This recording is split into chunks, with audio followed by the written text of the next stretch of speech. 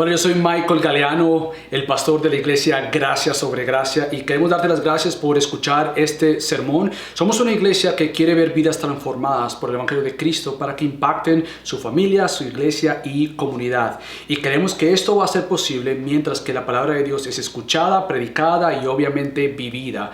Así que queremos animarte a que tú puedas seguir escuchando la palabra de Dios, y si no tienes una iglesia local, te queremos invitar a que te unas a Gracia sobre Gracia, donde queremos ver tu vida transformada, y oramos para que este sermón Dios lo use en tu vida de una manera muy especial. Que Dios te bendiga.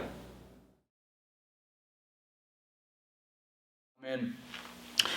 Eclesia o iglesia es la nueva serie que queremos comenzar como iglesia precisamente, y aún la gráfica de Eclesia con la cual quisimos introducir esta serie tiene como imagen un árbol con raíces. Y la idea de este árbol, no estoy diciendo que la iglesia es un árbol, pero la idea detrás de la imagen del árbol es entender que la iglesia es iglesia con raíces que por gracia de Dios están en Cristo, y por lo tanto debe dar fruto durante cualquier época de la vida y de la historia de la iglesia. La iglesia es iglesia porque le pertenece al dador de la iglesia, y es Cristo.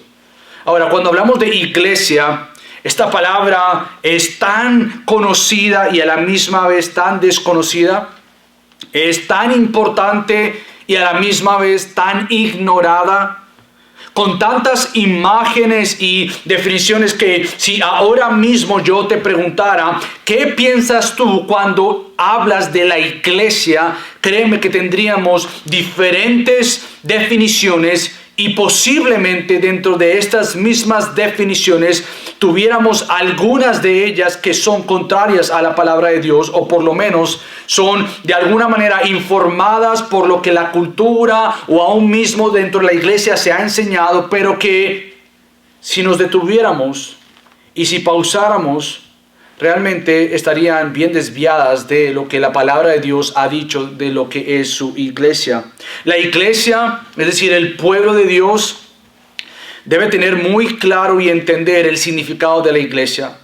Es mi convicción pastoral y como creyente y discípulo de Cristo que estamos donde estamos como iglesia protestante precisamente porque hemos asumido, minimizado e ignorado lo que significa ser iglesia de Cristo. Por eso es que, amada iglesia, mi oración ha sido que durante estos próximos días que Dios, y si está conforme a su voluntad y si Dios lo permite, podamos entender y meditar como congregación qué es iglesia realmente, a qué es lo que Dios nos ha llamado. Entonces, hoy vamos a comenzar con la iglesia de Cristo. Y esta iglesia de Cristo tiene en mente precisamente que es de Él y le pertenece a Él. Entonces yo quiero que Mateo nos explique lo que significa realmente que es iglesia, o por lo menos la iglesia de Cristo. En cierta parte vamos a comenzar esta serie y van a haber muchos vacíos a lo largo de la serie porque va a ir construyéndose. Entonces quizás hoy no va a haber una completa definición, porque vamos a ir construyendo bajo esta base de Mateo capítulo 16, versículos del 13 al 18, que dice lo siguiente en Mateo capítulo 16, del 13 al 19. Dice así: Cuando Jesús llegó a la región de Cesarea de Filipo, preguntó a sus discípulos: ¿quién dicen los hombres que es el Hijo del Hombre? Y ellos respondieron: unos Juan el Bautista, y otros Elías, pero otros Jeremías, y algunos de los profetas. Y en el versículo 15 vemos un cambio de dirección de la audiencia. De ellos a ustedes. ¿Y ustedes quién dicen que soy yo?, les preguntó Jesús. Simón Pedro respondió: tú eres el Cristo, el Hijo del Dios viviente. Entonces Jesús le dijo: bienaventurado eres, Simón, hijo de Jonás, porque esto no te lo reveló carne ni sangre, sino mi Padre que está en los cielos. Yo también te digo que tú eres Pedro, y sobre esta roca edificaré mi iglesia, y las puertas del Hades o las puertas del infierno no prevalecerán contra ella. Yo te daré las llaves del reino de los cielos, y lo que ates en la tierra será atado en los cielos, y lo que desates en la tierra será desatado en los cielos. Entonces, lo que hoy quiero que veamos al iniciar esta serie de Eclesia es que, según Mateo, capítulo 16, del versículo del 13 al 19, vamos a ver cuál es la confesión de la iglesia, cuál es la revelación de la iglesia y cuál es la promesa de la iglesia. Vamos a ver tres verdades de estos versículos. ¿Cuál es la confesión de la iglesia? ¿Cuál es la revelación de la iglesia? Y por tercero, vamos a ver entonces cuál es la promesa de la iglesia. Así que vamos a estar meditando, así que vea tu Biblia, nuevamente Mateo, y vamos a estar mirando primero que todos los versículos del 13 al 16. Pero déjame comenzar con esta oración, con la cual deseo abrir esta serie. Es lo siguiente: la iglesia local se levanta o se cae. La iglesia local se levanta o se cae en base a lo que ella cree y practica. Esto es muy importante. Una iglesia saludable, y es mi oración como iglesia, que una iglesia saludable y que desea ser saludable es aquella que se somete a la palabra de Dios, y no simplemente se somete a la palabra de Dios, pero el fruto de someterse a la palabra de Dios es vivir lo que la Biblia misma enseña. Entonces, lo que encontramos en estos versículos es que Cristo se acerca a sus discípulos y les pregunta lo que revelaría la identidad misma de Cristo. Él se acerca a aquellos que habían caminado con el Señor, y muchos estaban tan confundidos que no podían entender quién era Jesucristo. Algunos decían: no, yo creo que tú eres Juan el Bautista. Otros decían: no, yo creo que tú eres Elías. No, yo creo que tú eres uno de los profetas como Jeremías. Y hasta de pronto otro profeta. Y lo que me llama la atención es que la multitud misma, al decir esto, lo dicen porque de alguna u otra manera habían visto a Jesucristo mismo, habían visto sus milagros, habían visto sus enseñanzas, y aún así llegaron a conclusiones erróneas y equivocadas sobre la persona de Jesús. Ahora, ¿y qué tal sus discípulos?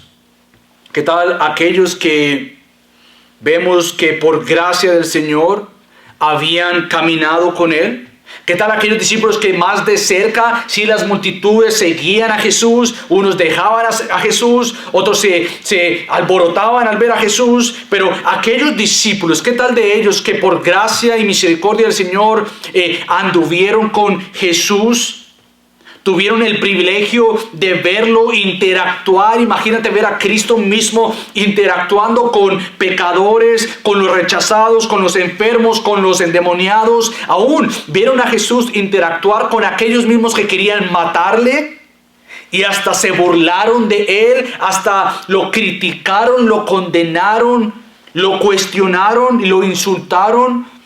Vemos a estos discípulos que caminaron con Jesús, y estos discípulos no simplemente es que vieron a Jesucristo hacer y compartir todo esto, pero los discípulos fueron aquellos que a la misma vez vieron y escucharon las enseñanzas de Jesucristo y vieron a Jesucristo vivir lo enseñado. Los discípulos no simplemente escucharon, pero lo vieron que materializaba, vivía, practicaba lo que Él mismo enseñaba. A perfección Cristo obedeció, y los discípulos tuvieron el gran privilegio de caminar con Cristo y ver esto. Estos discípulos que a lo largo de los evangelios nos damos cuenta que son llamados únicamente y solamente por la gracia de Dios. Estos discípulos no ganaron un lugar como discípulos por algo que ellos hicieron o por cuán sabios ellos eran. Al contrario, algunos de ellos eran pescadores, un trabajo corriente, popular.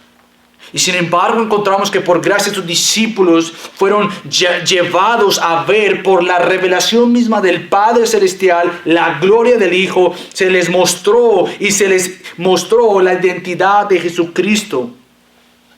Por lo tanto es que Jesucristo a estos discípulos que por gracia fueron llamados a síganme y yo los haré pescadores de hombres, síganme, y abandonaron todo inmediatamente. Estos discípulos que por gracia de Dios fueron llevados a seguir a Cristo, es Jesucristo mismo que les pregunta a ellos de ¿qué es lo que la gente dice?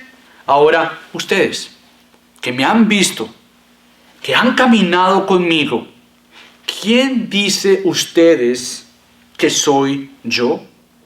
Y aún antes de mirar la confesión de Pedro que acabamos de leer, mi pregunta para ti es la siguiente: ¿qué si Jesucristo mismo te preguntara, ¿qué dices tú? Pon tu nombre ahí, como discípula o como discípulo de Cristo. ¿Quién dices tú que soy yo? ¿Qué contestarías a esa pregunta? ¿Y sabes por qué esto es tan importante? Porque la pregunta como la respuesta es vital e importante para tu vida, tanto terrenal como tu misma eternidad. No solamente es que la respuesta a esta pregunta va a impactar tu vida en el aquí y en el ahora, va a impactar tu entendimiento y aún mismo el disfrute de Cristo, porque si para ti Cristo tan solo es, mi Salvador y que me espera ya en los cielos, tú no lo vas a ver con tanta necesidad en el aquí y en el ahora. Si la respuesta tuya en cuanto a Cristo es meramente eterna, es decir, no, el que me salvó y me espera allá, y qué del aquí, qué de este tiempo para tú disfrutarlo, para tú amarlo, para tú atesorarlo, porque sabes que Él vendrá por ti, pero que en este tiempo, en esta época, Él ha diseñado un tiempo de espera con fines de trabajar en tu corazón y mi corazón, y con fines de mostrarse más a nosotros aquí, como lo hará por el resto de la eternidad. Pero no simplemente es que va a afectar tu entendimiento de Cristo y tu entendimiento del disfrute de Él en el aquí, pero hay algo más que va a afectar en base a tu respuesta a esta pregunta de quién es Jesús. Va a afectar tu relación vertical, pero tu relación horizontal con la congregación. Lo que crees de Jesús, escucha eso, familia, afectará enormemente lo que tú crees de la iglesia local.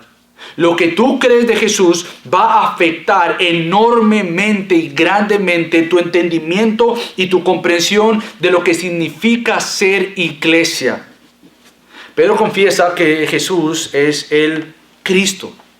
Pedro confiesa que Cristo es el Hijo del Dios viviente.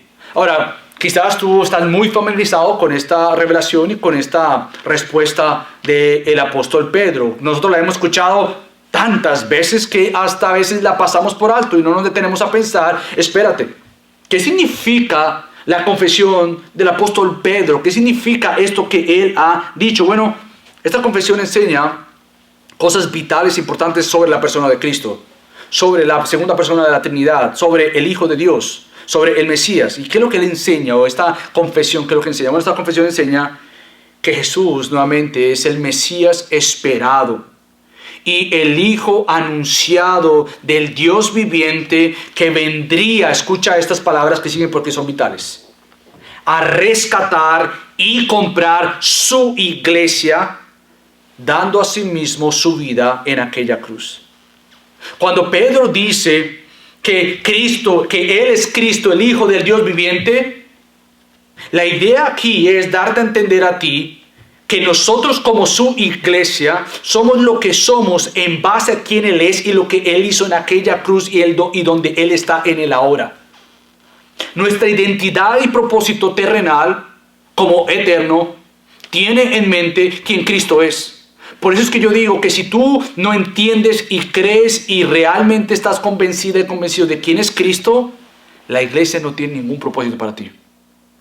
Si lo único que tú piensas en Cristo es como mi Salvador, y yo sé que Él es tu Salvador, pero a veces en nuestra cultura hemos hecho del singular algo tan importante y mi salvación algo tan privado que realmente pensar en la iglesia, ¿y por qué yo voy a pensar en la iglesia?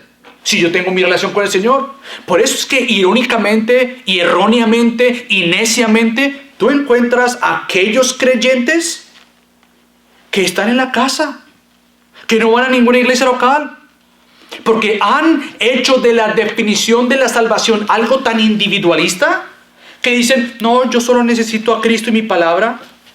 Pero entonces, si esa es la definición de lo que tú crees de Cristo y su iglesia, tendrías que borrar todo el Nuevo Testamento y por ende casi todo el Antiguo Testamento, si no todo el Antiguo Testamento, porque precisamente Dios se relaciona con su pueblo. Sí, con individuos, pero con su pueblo. El Nuevo Testamento fue escrito, las cartas a iglesias compuestas de individuos. Por eso es que es tan importante nosotros entender que cuando Pedro revela o se le es revelado, como vamos a ver, la identidad de Cristo, el decir Cristo es el Hijo del Dios viviente, la idea era que Cristo vendría con una misión para comprar y rescatar a su iglesia. Ahora quizás tú te preguntas, bueno, yo no leo esto ahí, yo no veo en ningún lugar dentro de los versículos que leímos que la revelación tenga que ver con la muerte de Cristo. Bueno, si tú sigues leyendo, tú te vas a encontrar con las mismas palabras del Señor Jesucristo, cuando Él le dice al mismo Pedro, ahí mismo en el versículo 21, cuando le dice, desde entonces, después de esa confesión, desde entonces, Jesucristo comenzó a declarar a sus discípulos que, escucha esto, debía, no es, voy a ver si voy a ir.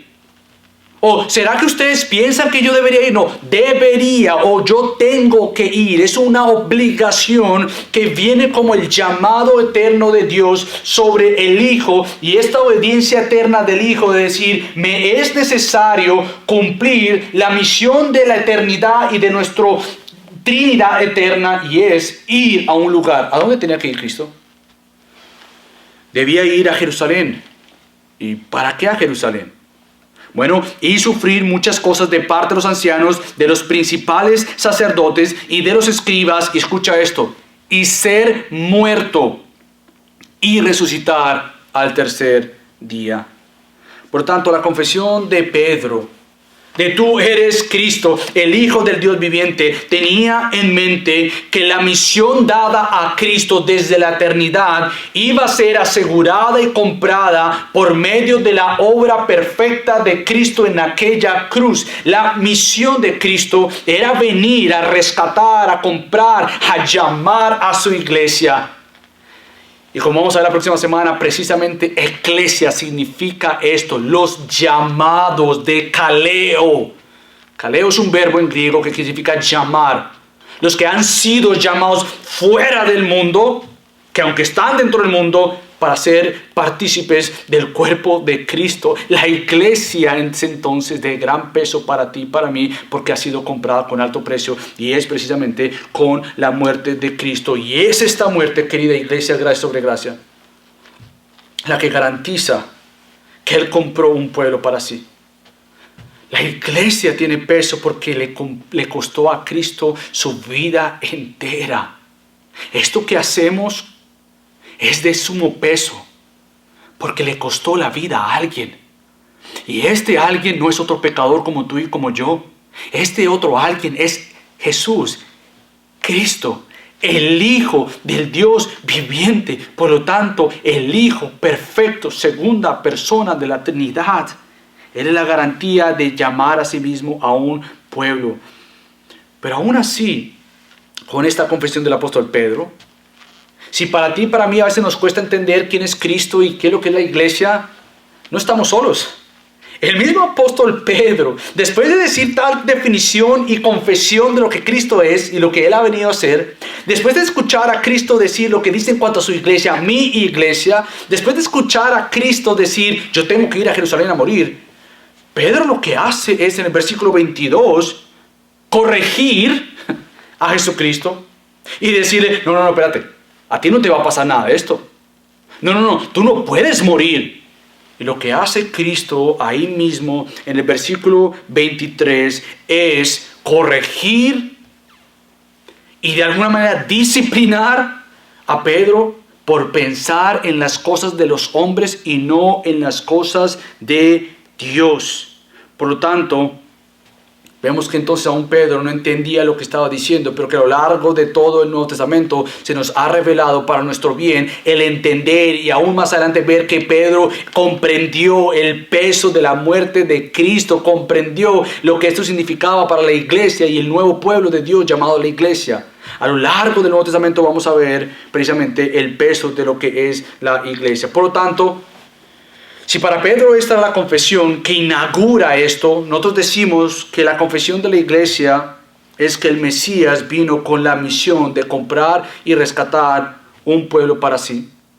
Y esta venida de Jesucristo también tenía en mente el satisfacer todas las justas y santas demandas del Dios santo y perfecto. Esta venida de Cristo involucra obediencia activa en el sentido de que alguien tenía que obedecer perfectamente la palabra de Dios, cosa que tú y yo no podemos hacer, no pudimos hacer y no podremos hacer a menos de que por ahora, gracias a Dios en Cristo, tú y yo tengamos al Salvador que nos ha llamado para poder obedecerle y crecer como Él. Esta confesión sobre la gran revelación de quién es Jesús, el Cristo, el Hijo del Dios viviente, es que la roca de la iglesia, o es donde la iglesia descansa sobre esta verdad, sobre esta roca. Nosotros nos congregamos y proclamamos como iglesia que Jesús es el único medio para llegar al Padre, que Jesucristo es el Señor y Salvador. Esta confesión, tanto del apóstol Pedro como de la iglesia, históricamente es que todo aquel que niega a Cristo no conoce al Padre. Y todo aquel que no ve la necesidad y predica la necesidad de arrepentimiento de pecados por la necesidad del gran Salvador Cristo, no es una iglesia y por lo tanto no es creyente. Si minimizas la obra de Cristo y su obra expiatoria en aquella cruz, tú no has comprendido el Evangelio. Y si hay una iglesia que no se pare detrás de un púlpito a anunciar domingo tras domingo el Evangelio de Cristo, no simplemente la invitación al final, pero durante la predicación del Evangelio de Cristo, yo creo que entonces no eres parte de una iglesia saludable. Y no eres parte de una iglesia que quiera amarte tanto decirte como para decirte la verdad. Por lo tanto, la iglesia anuncia a Cristo, proclama a Cristo y esta es la confesión de la iglesia. Es Cristo, a Cristo y solo a Cristo proclamamos. Pero ahora, ¿cuál es la revelación de la iglesia? Esto es lo segundo que vamos a hablar en el versículo 17. Esta revelación del apóstol Pedro de ver a Cristo, a Jesús como el Cristo, el Hijo del Dios viviente, es una revelación por medio de la revelación del Dios Padre. Es decir, es un regalo de Dios. Pedro no era muy inteligente como para poder entender por sí mismo, oh, espérate, tú eres el Hijo de Dios. Cristo, tú eres este. No, esto fue como Cristo mismo le dice, tú, Pedro, esto se te ha revelado como una gracia de Dios. La iglesia confiesa a Cristo porque asimismo el Padre lo desea. Más interesado está el Padre de revelar a Cristo que aún mismo la iglesia.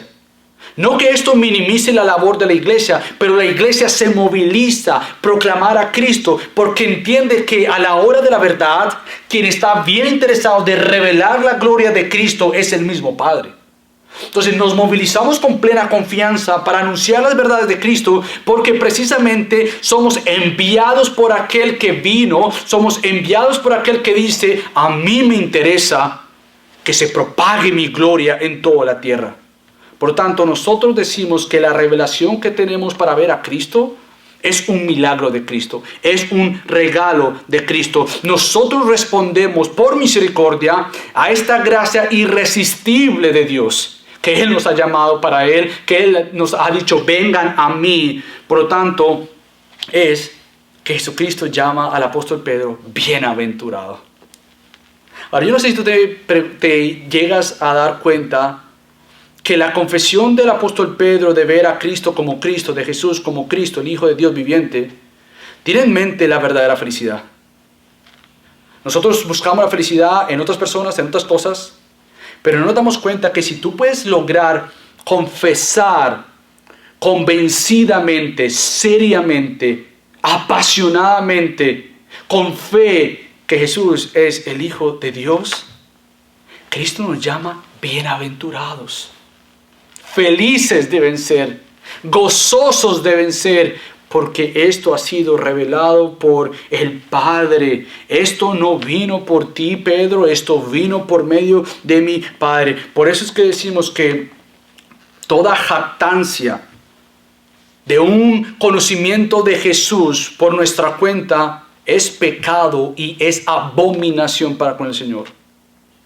Nosotros no nos jactamos de que podemos conocer a Dios, que conocemos su palabra, porque aún el conocer a Dios, conocer su palabra y desear crecer en su palabra, viene por gracia. Él nos ha dado este privilegio de confesar a Cristo y por lo tanto ese es un mismo milagro. ¿Sabes por qué? Porque cuando tú vas a los evangelios te das cuenta que los mismos evangelios presentan la revelación tanto del Hijo como la revelación del Padre, obra de la Trinidad. Tanto el Padre desea que el Hijo sea conocido, como el apóstol Juan nos dice en Juan capítulo 6, versículo 44, que nadie puede ver al Hijo y venir al Hijo a menos que mi Padre lo permita o mi Padre lo traiga. Por lo tanto, ¿quieres ver al Hijo? Tiene que ser aprobado por el Padre. No aprobado por ti, no aprobado por mí. El Padre revela al Hijo a quien el Padre quiera revelar al Hijo. Y de igual manera, ahí mismo en Mateo, en el capítulo 11, versículo 27, vemos lo mismo, pero de la parte de Cristo para con el Padre, cuando dice, todas las cosas me han sido entregadas por mi Padre, y nadie conoce, en el versículo 27, al Padre, al Hijo, sino el Padre. Ni nadie conoce al Padre, sino el Hijo, y aquel a quien el Hijo se lo quiera revelar. ¿Viste? Nosotros creemos como iglesia que la revelación de la persona de Cristo y de la persona del Padre y aún la revelación de conocer al Espíritu Santo es obra del Espíritu Santo. Esto es dado a nosotros. Toda confesión nuestra no comienza en una plataforma de sabiduría de hombres, pero comienza en una plataforma de la sabiduría de Dios hecho carne, y esta es la persona de Cristo. Él se nos ha revelado y a Él le ha placido. Por eso, amada iglesia, nosotros no estamos aquí para jugar a ser y hacer iglesia. No estamos aquí jugando. No estamos jugando, amada iglesia. Nosotros no plantamos gracia sobre gracia porque es una moda plantar iglesias. Nosotros no tomamos en serio la predicación de la palabra de Dios y lo que hacemos como congregación porque pues, es lo que está de moda ahora. No. Nosotros no estamos jugando a ser iglesia. Y que Dios nos perdone si en algún momento hemos hecho de la iglesia, algo normal, como ir al gimnasio, como ir a la playa, como ir a un restaurante, como quedarme en casa. Que Dios nos perdone. Porque aunque todas estas cosas son regalos de Dios, Dios nos ha bendecido con la participación de una iglesia local. Esto es un regalo de Dios.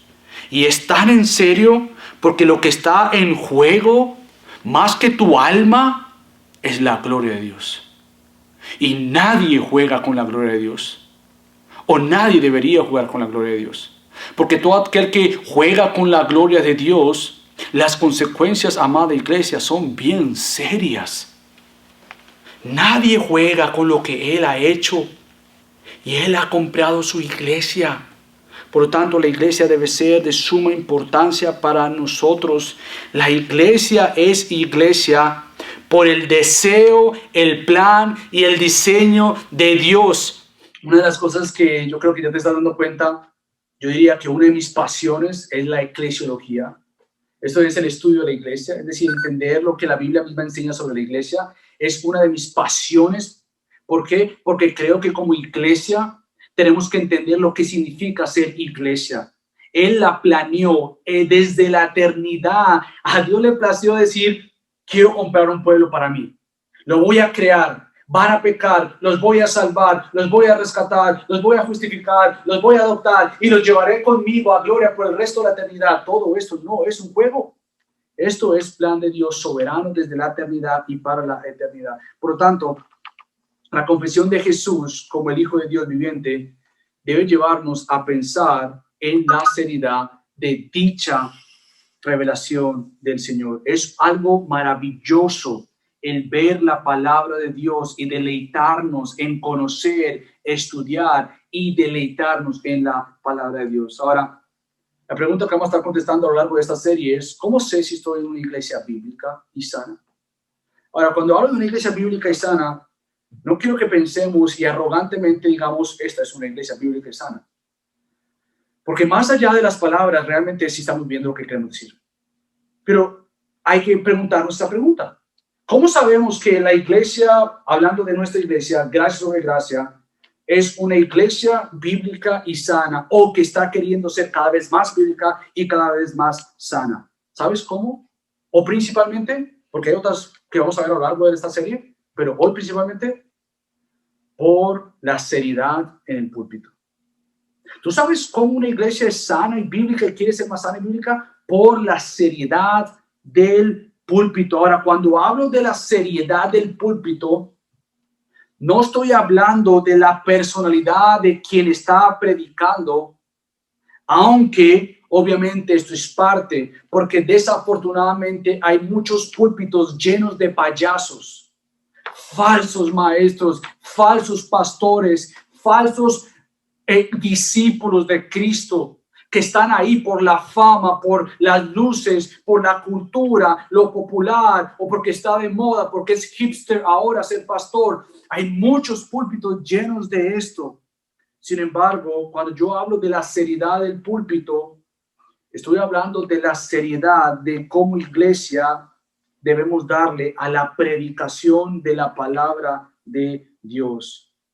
Una iglesia bíblica, no importando tanto la personalidad, aunque es importante del pastor, pero no es tanto lo que estoy refiriéndome ahora. Una iglesia que es bíblica toma en serio nuevamente la predicación de la palabra de Dios. Es una que busca enseñar la palabra de Dios y a la misma vez busca que no simplemente se enseñe la palabra fielmente, pero escucha esto específicamente hablando para mí, que soy el pastor de Gracia sobre Gracia y quien predica en Gracia sobre Gracia. La idea no es simplemente decir estamos predicando fielmente la palabra de Dios, eso es parte de la pregunta y la respuesta. Pero lo segundo es vital. Una iglesia bíblica no simplemente asegura que el púlpito predique fielmente la palabra de Dios, pero que aquel que está enseñando y predicando la palabra de Dios viva lo que está predicando. Esto es grave y serio. Hay púlpitos que podríamos decir son de peso bíblico, de predicación bíblica. Pero ¿qué del carácter del pastor? ¿Qué de realmente decir? ¿Será que realmente está viviendo lo que enseña?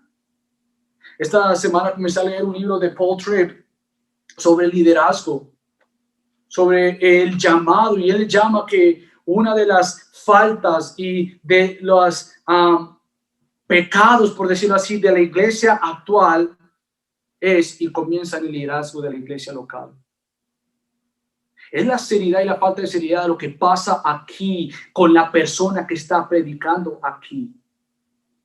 Entonces, una iglesia bíblica no simplemente se va a enfocar en que la palabra sea predicada, pero que la palabra por gracia sea vivida. Y la seriedad del púlpito no es para exaltar al predicador o al pastor. La seriedad del púlpito es porque precisamente tenemos una tarea y es ser fieles comunicadores, predicadores, discípulos de Cristo. Que cuando la palabra de Dios sea predicada, de alguna manera quien está predicando quede atrás, no porque no lo va a vivir, pero quede atrás porque quien realmente debe ser visto y mostrado es Cristo, y los ojos puestos en Cristo, quien realmente es el autor y consumador de nuestra fe. Por lo tanto, debemos tener en mente cómo nosotros, no simplemente de mi parte como pastor, pero de tu parte como miembro de la iglesia, como un discípulo de Cristo, escúchame esto, parte de ser una iglesia bíblica es que el predicador predique la palabra y sea fiel a ella y viva a ella. Pero escucha, parte de ser una iglesia bíblica es que tú como congregante, como miembro, como discípulo, discípula,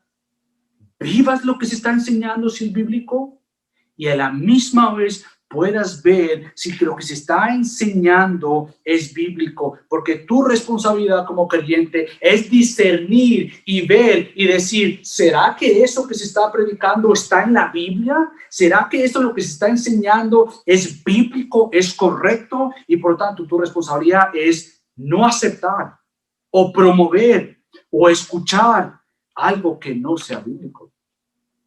Entonces la tarea mía es predicar lo que la Biblia dice, pero la tarea tuya como la mía es saber si lo que se está diciendo es bíblico o no bíblico. Ahora la pregunta es, ¿pero cómo yo hago esto? ¿Cómo yo sé que hay algo que sea bíblico? Bueno, siendo un estudiante de la palabra de Dios. No hay otra manera. Mira, yo a veces pienso que algunos creyentes quisieran que alguien se inventara un software donde con tan solo levantar tu iPad, tu teléfono o tu computadora, lo que hicieras es que mientras que yo esté predicando, quizás tú hicieras así y te sacara una lista de cosas que lo que yo estoy diciendo, sí, sí, sí, no tan cierto, no cierto, no cierto, sí, sí, sí. Ojalá que fuera así para algunos de ustedes, pero no es así. No hay ningún software que te va a decir si el predicador está siendo fiel a la palabra de Dios más que lo que la Biblia de Dios dice.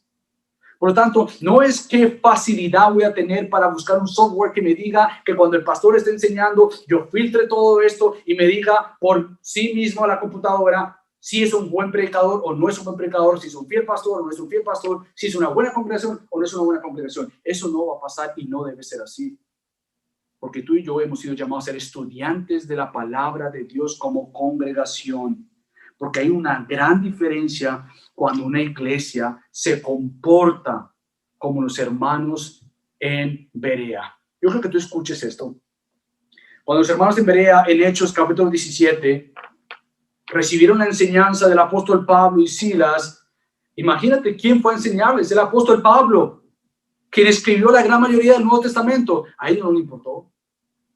No me importa a qué universidad tú fuiste, si saliste del seminario de X pastor o del seminario reconocido, si has escrito libro o no has escrito libro, si eres popular en las redes sociales o no eres popular en las redes sociales, si tienes una gran iglesia o una pequeña iglesia, nada de eso me interesa. Porque tú, apóstol Pablo, queremos hacer lo siguiente. ¿Y qué es lo que ellos hicieron? Bueno, estos eran más nobles que los de Tesalónica, pues recibieron la palabra con toda solicitud, es decir, si había una hambre, una actitud de háblanos. ¿Será esta tu actitud los domingos? Habla Dios, que tu pueblo escucha. Ellos la tenían, había una solicitud, pero escucha esto, no era todo. Escudriñando diariamente, escucha, no solamente cuando lo enseñaron, diariamente las escrituras para ver si estas cosas eran así.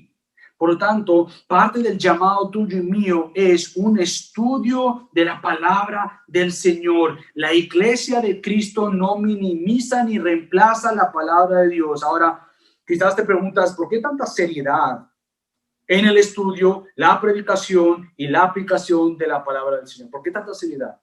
Bueno, porque en base a la palabra de Dios, una iglesia es bíblica o no es bíblica. ¿Es o no es bíblica en base a la predicación de la palabra de Dios? El pastor Miguel Núñez dice lo siguiente en su libro, Una iglesia conforme al corazón de Dios. Él dice, cuando hablamos de una iglesia conforme al corazón de Dios, estamos hablando de ver la iglesia de Cristo a la luz de lo revelado en su palabra. ¿Para qué? Para corregir las desviaciones en las que cada uno de nosotros haya incurrido. Lo que Dios haya revelado en su palabra para la iglesia debe ser el patrón que cada iglesia debiera perseguir. Por lo tanto, como iglesia, parte de esta serie de Eclesia es que no vamos a poder hablar de lo que es eclesia e iglesia a menos de que tú y yo estemos comprometidos con entender y comprender que la palabra de Dios es suficiente, es inerrante y es infalible. Si tú no crees en la palabra de Dios y si no crees que hay 66 libros inspirados por Dios con toda la revelación que necesitamos para conocer a Dios, entonces vamos a llegar a partes de la Biblia sobre la iglesia que tú vas a decir, no, esta parte no me gusta, pero no es si no me gusta o si me gusta, es lo que dice la palabra de Dios. Por lo tanto, para la iglesia es muy importante llegar a vivir y ser en el 2021 lo que ha sido la iglesia desde sus comienzos.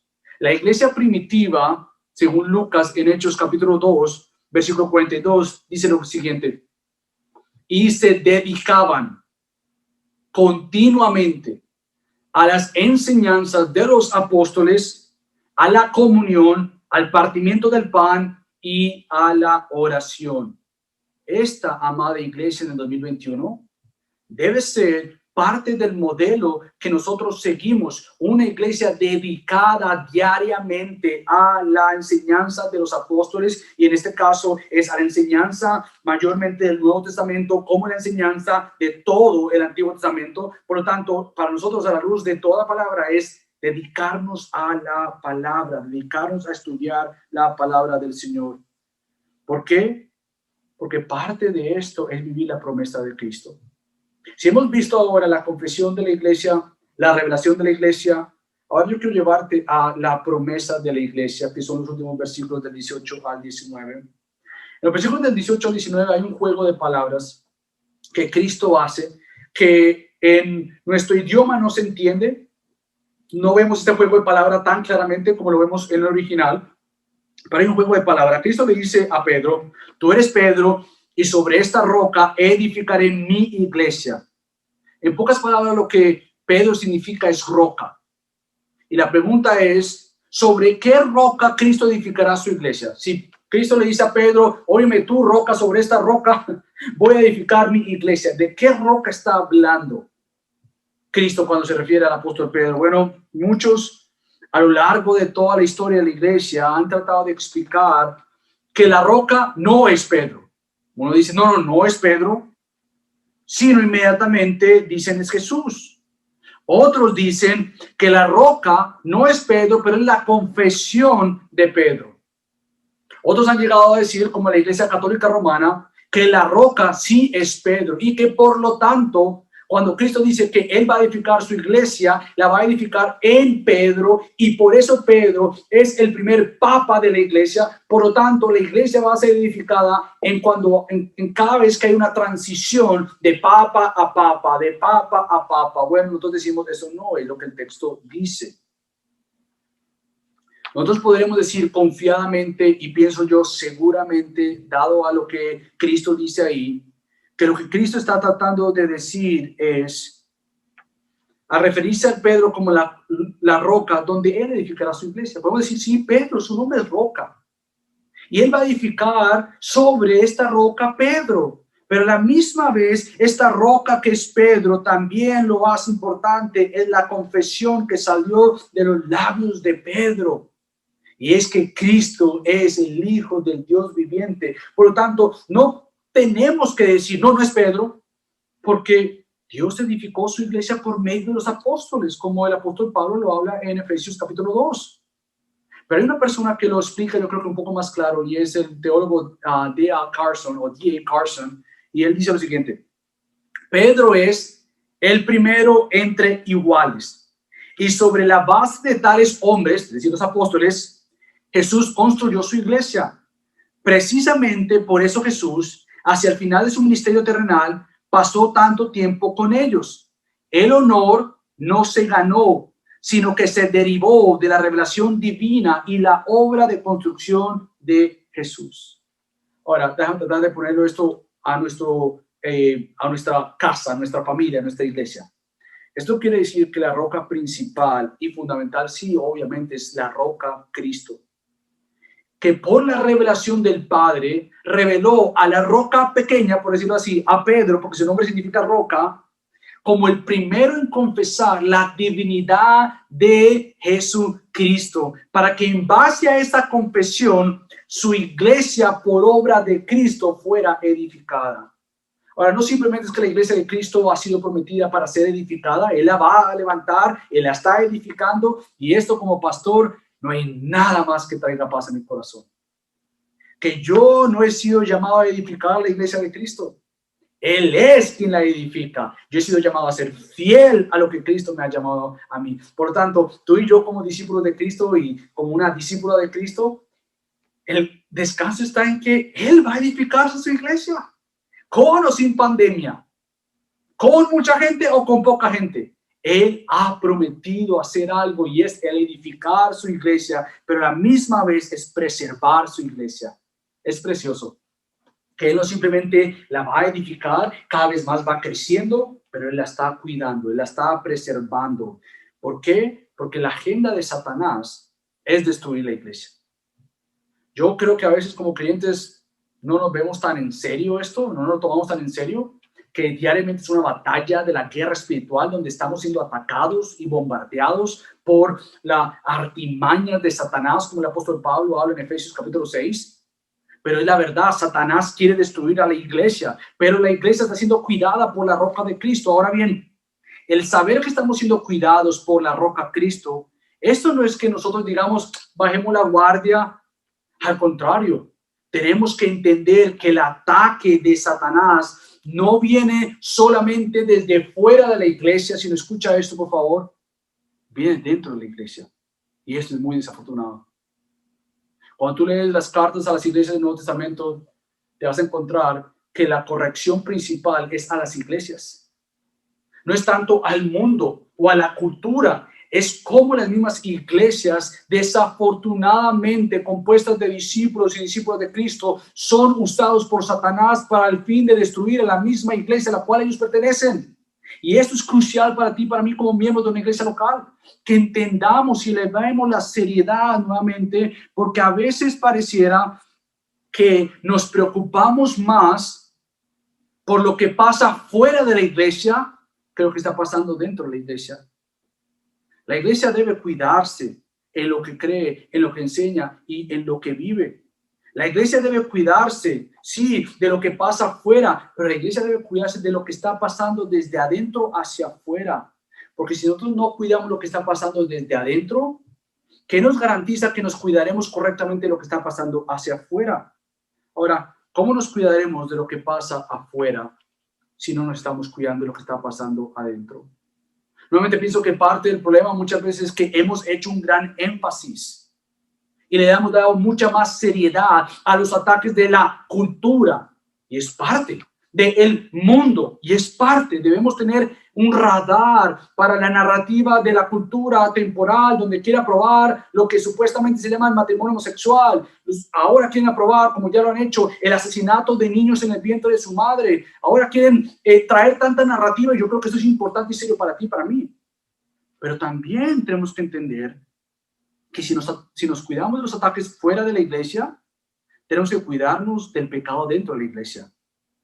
La santidad no solo vendrá al cuidarnos del pecado fuera de la iglesia, pero de cuidarnos y arrepentirnos del pecado dentro de la iglesia. Entonces, ¿qué va a garantizar la santificación de la iglesia? Bueno, la obra terminada de Cristo. Tú y yo descansamos en eso. Cristo murió y resucitó y ascendió, y Él mismo va a santificar a su iglesia. Y el título de hoy de la iglesia de Cristo viene también en mente, como el apóstol Pablo habla de la iglesia de Cristo en Romanos 16, capítulo 16, versículo 16, Gálatas 1, versículo 22. Por la autoridad de Cristo es que la iglesia tiene la autoridad de representar el reino de Dios como una embajada local llamada la iglesia. Ahora, por eso que vemos que en los últimos versículos Cristo se le entrega a Pedro las llaves del reino de Dios. Se le entrega esta responsabilidad tanto al apóstol Pedro como al discípulo Pedro, como a todo discípulo que le pertenece a la iglesia de Cristo. Tiene esta autoridad. ¿Para qué? Bueno, tenemos una autoridad para atar y desatar en la tierra lo que será atado y desatado en el cielo. Ahora, la pregunta que nos vamos a hacer es, ¿qué quiere decir atar y desatar? Y no tanto qué quiere decir, pero ¿qué vamos a atar y desatar? Porque obviamente ya sabemos que algunas iglesias y algunos pastores lo que han hecho de este texto es usarlo para una supuesta enseñanza y decir que ahí está diciendo que todo lo que tú atas y desatas en la tierra es cualquier cosa que tú quieras atar y desatar. Si tú quieres atar o desatar algo, sea dinero, sea salud, sea casa, sea beca, sea lo que tú quieras atar, átalo y desata todo lo que tú no te guste. No, eso no es lo que el texto dice. porque otra vez estamos hablando del contexto de la iglesia. Entonces, ¿qué querrá decir esto? Bueno, si tú vas al capítulo 18, en el versículo 18, te vas a encontrar lo que quiere decir desatar y atar, según Cristo y según esto que estamos viendo acá. Fíjate lo que dice el versículo 18 del capítulo 18. En verdad les digo que todo lo que ustedes aten en la tierra será atado en el cielo, y todo lo que desaten en la tierra será desatado en el cielo. Las mismas palabras en un contexto de una disciplina bíblica. Quizás es la primera vez que tú has escuchado esto, pero estas palabras se le han dado a la iglesia con la autoridad misma de Cristo para poder ver y discernir y ver si realmente los creyentes de la congregación son creyentes genuinamente. La iglesia tiene la autoridad dada por Dios según los frutos espirituales de afirmar salvación y decir, sí, tú eres salvo, hemos visto el crecimiento, hemos visto el fruto, o desatar cualquier promesa de salvación y decir, mira, dado a tus obras, dado a tu estilo de vida, dado a la necedad tuya de no arrepentimiento de pecado, nosotros no podemos decir que tú eres creyente. Y yo sé que esto en nuestro tiempo es bien ofensivo. Es más, hasta lo podrían titular contrario a Dios. Pero nuevamente, cuando tú lees Mateo 18, te vas a dar cuenta que está en el contexto de una persona que no se arrepiente, es llevada a un testigo, es llevada a la congregación, y después de orar, después de venir unidos a la oración, Cristo dice, ustedes tienen autoridad para poder decir si hay salvación o no hay salvación. Y yo sé que al final solamente Dios lo sabe, pero la iglesia tiene tal autoridad. Por lo tanto, amada familia, la iglesia es bien importante, la tarea es bien seria, el compromiso es bien alto, la responsabilidad es delante del Señor, pero ay, qué privilegio tenemos de ser la iglesia de Cristo. Hay mucho que aprender y seguiremos aprendiendo a lo largo de esta serie qué significa ser iglesia. Pero mientras que esto llega, te animo a que sigas leyendo la palabra, que sigas empapando de su palabra para saber qué es lo que Cristo dice de su pueblo y de su iglesia, y por lo tanto ser obedientes a esto. Así que acompáñenme a orar, familia. Padre Dios, te damos gracias porque somos la iglesia de Cristo. Somos el pueblo redimido y comprado por obra de Dios en la persona de Cristo y por obra del Espíritu Santo. Gracias por salvarnos, adoptarnos, hacernos tu familia. Y Padre, bajo esta confesión de que Cristo es el Hijo del Dios viviente, que nosotros descansamos y descansamos bajo la revelación de tu palabra, sabiendo que tú has prometido edificar y preservar a tu iglesia. Por tanto, las puertas del infierno no prevalecerán contra ella. Qué gran verdad, a pesar de los tiempos que vivimos, a pesar de las pruebas y de las amenazas y de la posible persecución que podamos experimentar, tú has prometido guardar a tu iglesia. Así que gracias por ser el Señor de tu iglesia. En el nombre de Cristo Jesús. Amén.